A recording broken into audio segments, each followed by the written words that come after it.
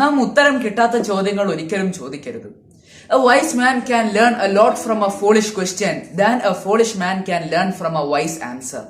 ബ്രൂസ്ലിയുടെ എത്ര അർത്ഥവത്തായ വരികളാണ്. നാം എപ്പോഴും ചോദ്യങ്ങൾ ചോദിച്ചുകൊണ്ടേയിരിക്കണം.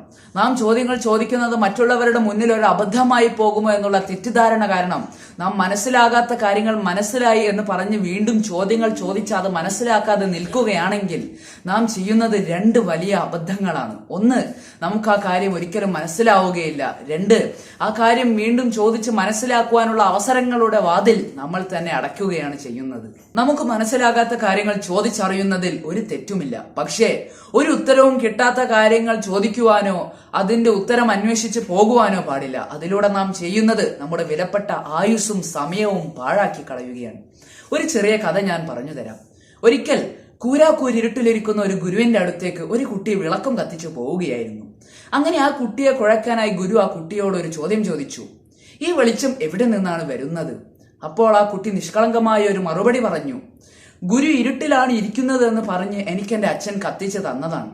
അപ്പോൾ ഗുരു വീണ്ടും ആ കുട്ടിയോട് ചോദിച്ചു, എന്റെ ചോദ്യം അതല്ല, ഈ വെളിച്ചം എവിടെ നിന്നാണ് വരുന്നത്?